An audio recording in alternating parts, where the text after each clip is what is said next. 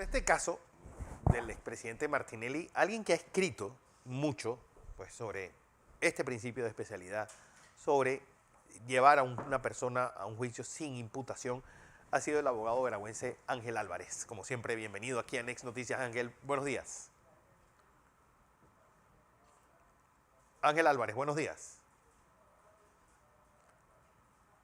Pues voy a hablar con él porque pues él ha escrito sobre este tema varios, sobre todo tweets, y ha dado varias entrevistas sobre este caso. Por ejemplo, este último, él ponía, el ex magistrado y ex fiscal no practicó ni una sola pericia, se saltó la imputación, omitió la causa compleja, envió extradición incompleta, ofreció pruebas del inquisitivo para un juicio acusatorio, propuso recursos inexistentes y él pregunta, ¿y eso es culpa del Tribunal Electoral? Temas, pues, por ejemplo, el Tribunal Electoral es culpable que no tapó los desaciertos del muy aplaudido, mediático y errático ex magistrado. Ángel, si activas el audio para empezar esta entrevista, buenos días. No te escucho un poco lejos, pero... Ahora sí. A ver, Ángel Álvarez, buenos días. Muy buenos días, Fernando, ¿cómo estás? Bien, bien. Bueno, viendo tus tweets y viendo que tú has sido una de las voces realmente que en derecho ha estado diciendo, aquí no hubo imputación y debe respetarse el principio de especialidad en el caso del expresidente Ricardo Martinelli. Y obviamente, para gente estudiosa del derecho como tú, esto ha ocurrido en la Corte Suprema de Justicia y ese escrito de récord del procurador Caraballo, pues te coloca la mosca tras la oreja de que hay algo raro aquí. Buenos días. Buenos días, Fernando. Ante todo, agradecerte el espacio que me brinda, entendiendo que estos temas en particular generan ciertas diferencias que cada día parecen más pasionales y que en algunos momentos desvían la perspectiva con la cual deberían ser abordados. El tema de la extradición siempre resulta un tanto complejo porque no es lo habitual en los procesos que comúnmente se tramitan en la justicia penal ordinaria, y es mucho más complejo si lo miramos en la perspectiva de que el proceso en que se genera la circunstancia o el conflicto que ahora se discute correspondía a un proceso especial para una categoría de funcionarios determinados como diputados. Claro. Y eso evidentemente trastoca todo lo que habitualmente ocurre en un proceso común. Hay un tema en especial sobre la extradición, y es que de los puntos que existe un estándar muy puntual, y disculpen la redundancia, es específicamente sobre el tema de la especialidad. Claro. Al igual que otros principios y otros elementos propios de la extradición, pero la especialidad, la doctrina o regla de la especialidad es un punto de interés no solamente para quienes la ejecutan, sino que muestra de la importancia de esto está en el manual sobre extradición de la Oficina de las Naciones Unidas para el Combate de las Drogas y el Delito. Ese manual en específico trae a colación la importancia que debe tener o que tiene el principio de especialidad, al punto que sugiere y expresamente tener mucho cuidado con lo que se pide en extradición y que dentro de la misma estén incluidos todos los hechos o delitos por lo cual se pretende requerir a alguien, entendiendo de forma clara y anticipada que los hechos o delitos no incluidos en ese petitorio no podrán ser objeto de juicio o de investigación si no cuentan con los procedimientos de aprobación del país requerido, o en el caso de la extradición de Estados Unidos y Panamá, con la aprobación del propio investigado. Y es el hecho de que en un tratado de 1903 o 5, no me recuerdo exactamente, entre Panamá y Estados Unidos, una de las condiciones, una de las soluciones que plantea el tratado de extradición es que el propio investigado sea quien apruebe la liberación o el levantamiento de la prohibición de principio de especialidad. Entonces, sabiendo que eso está en la ley, sabiendo que eso está en el tratado, sabiendo que eso se advierte en el manual en varias ocasiones, e incluso en el formulario guía para la extradición, la Oficina de las Naciones Unidas para el combate a la droga y la delincuencia advierte de la necesidad de incluir este elemento o incluir todos los hechos para que no sea obstáculo en futuras investigaciones.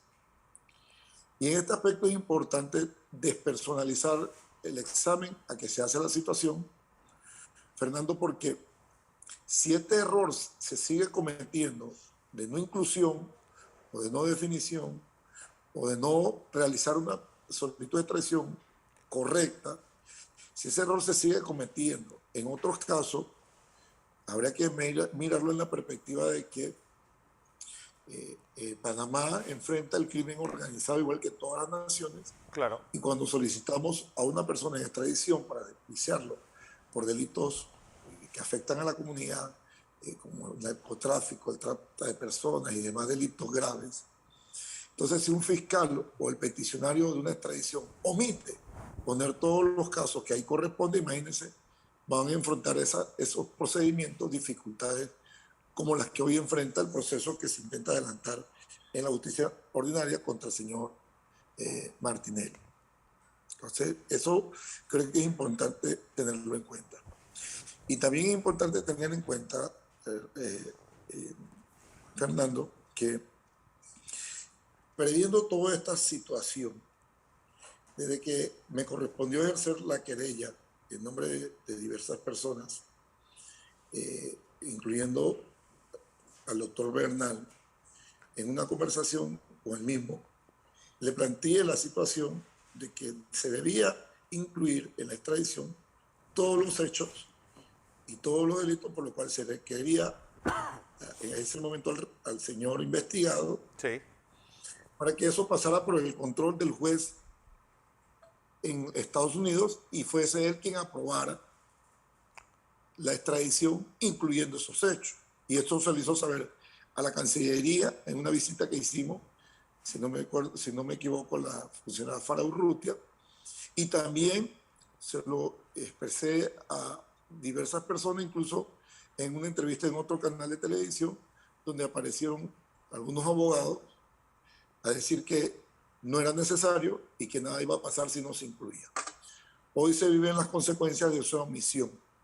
Y lo peor es que queremos remediar la omisión tergiversando el procedimiento o la ley, o pero aún tratando de hacerlo sí porque sí, sin medir consecuencias, sin medir hacia el futuro la necesidad de una discusión en estricto derecho sobre la situación que se plantea.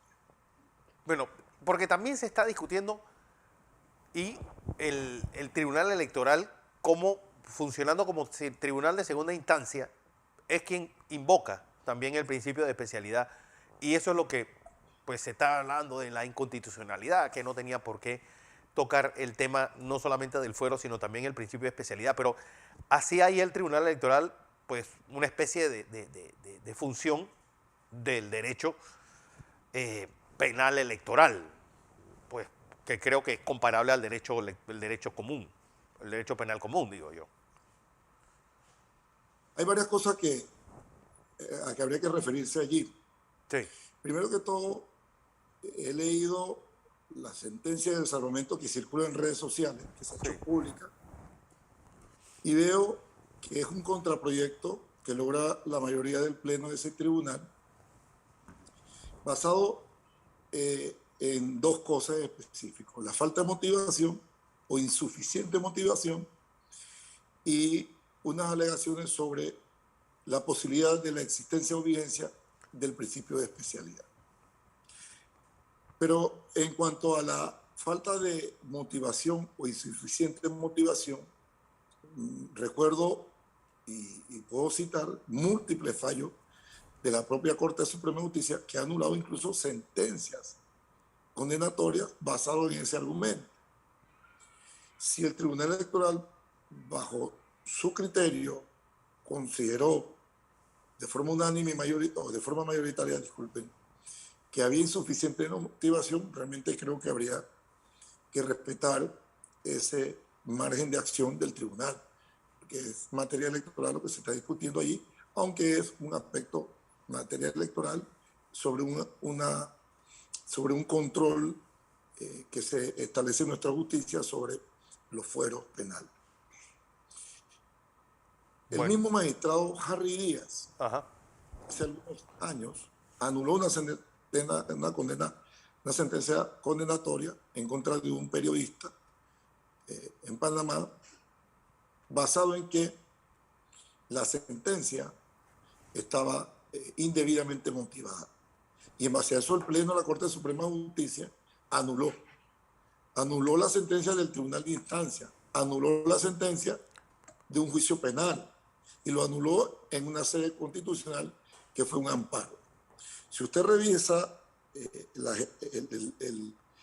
la funcionalidad del sistema penal en materia inquisitiva o en materia acusatoria, se da cuenta que dentro de esas instancias no está la sala penal en los procesos ordinarios. ¿Qué significa eso? Y pese a eso, se acogió ese criterio. Eso por un lado. Lo otro que también advierto de la lectura, Fernando, de ese fallo que se ha hecho circular en redes sociales, es que quien trae a colación realmente argumentos para la discusión del principio de proporcionalidad es el propio ponente, el magistrado Valdés Escoferi, que incluso se refleja en su salvamento de voto, en la cual señala que se debe conceder el levantamiento del fuero frente al hecho de que los delitos o hechos perseguidos datan de 2013 y 2014 y que la extradición se realizó en el 2018. Esa argumentación realmente es en contrasentido a la no aplicación del principio. Porque si usted mismo está admitiendo y está refiriendo y está informando al resto de la sala que había una extradición en el 2018 que no incluyó investigaciones que ya existían 4 o 5 años antes, sí, evidentemente usted está admitiendo que se omitió hacer lo que correspondía, que era incluir en el pedido de extradición los hechos o delitos por los cuales ahora se pretende enjuiciar. Y toma mayor importancia esto considerando que el único proceso que se incluyó en el pedido de extradición recibió 2 sentencias de no culpabilidad. Entonces, no puede ser que la reacción del sistema de justicia frente al fracaso de la única causa que se incluyó en la extradición sea tratar de superar la omisión llevando adelante procesos que no fueron descritos. Y ese es el planteamiento que lleva el magistrado Escoferi y que evidentemente fracasó. Quizás la teoría pudo construirse en otro sentido, pero si usted mismo alega que los hechos son anteriores a la extradición, está admitiendo que pudo haberse incluido en la extradición y no se hizo. Wow. También vale la pena verificar que entiendo lo que he percibido de la sentencia es que los magistrados lo que plantean es que debe agotarse el ejercicio o la comprobación de que esa regla o ese beneficio bajo el principio de especialidad esté vigente. Entonces, correspondería al juez o a la jueza que adelante ese proceso hacer la correspondiente solicitud vía Cancillería al Estado requerido para que ese Estado, me imagino que el sistema, a través del sistema de justicia de ese país, en Estados Unidos, otorgue el beneplácito que corresponde si así lo hiciera. Y otro tema que también hay que considerar es que el beneficio o la regla de especialidad o la doctrina de especialidad, como le quieran llamar, está contenida en un tratado. Y justamente en materia penal se habla hoy por hoy del principio de convencionalidad.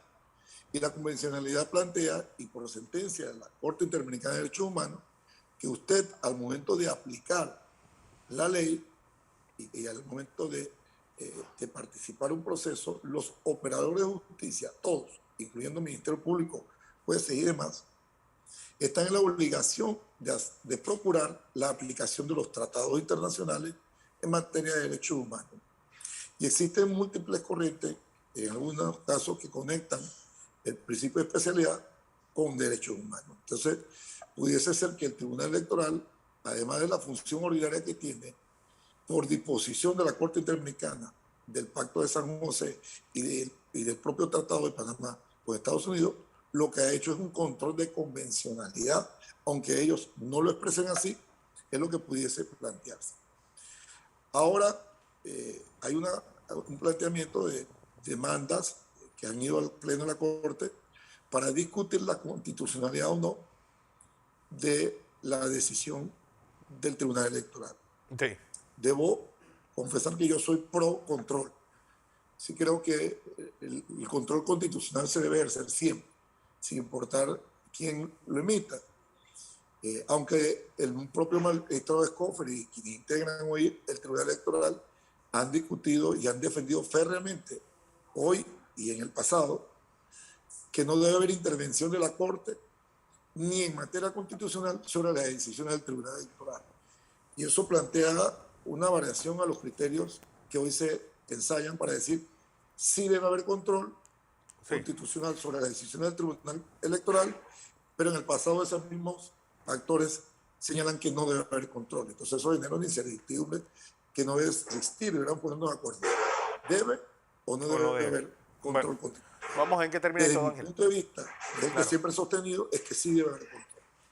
Ahora bien, ese control, y más allá del fondo relacionado a los aspectos que te planteo anteriormente, es que no se puede perder de vista que tanto el fuero electoral como el propio instrumento de la regla de especialidad son controles de índole político, más allá de lo penal.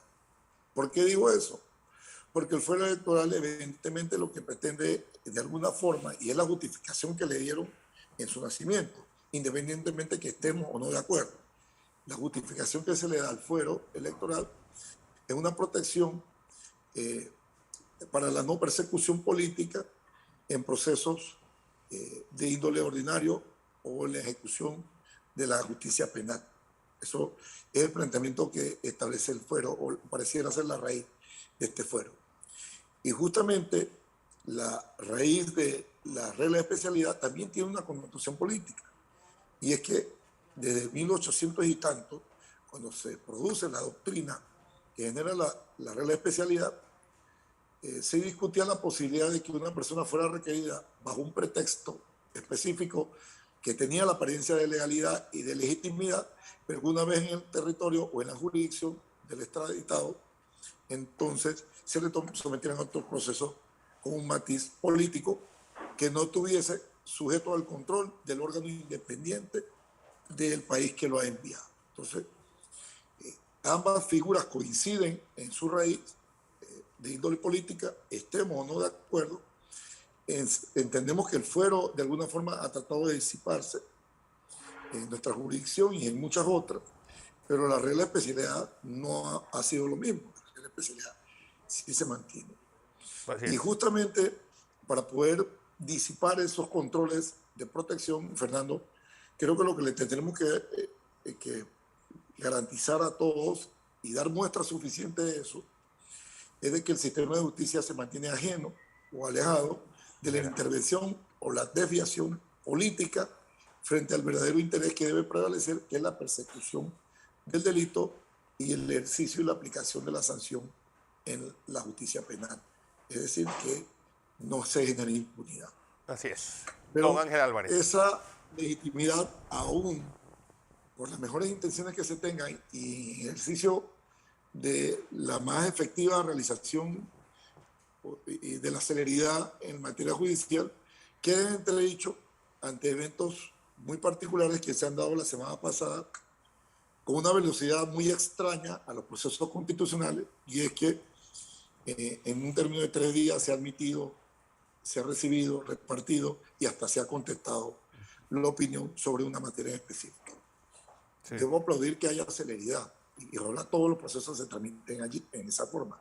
Pero sí también confío y creo que para poder generar la seguridad que corresponde al sistema de justicia, debe verificarse que todo se realice con igualdad y con la misma celeridad en todos los procesos. Así es. Si esta es la dinámica que se va a asumir ante la inconstitucionalidad que se demanda, pues ojalá sea la misma para todos. Pero hay que reconocer que no es No lo ha sido así. habitual. Es decir, bueno, Ángel Álvarez, gracias por esta explicación de lo que ha escrito incluso en redes sociales referente al principio de especialidad, Gracias a ti. referente a todo lo que está pasando en torno al expresidente Ricardo Martinelli.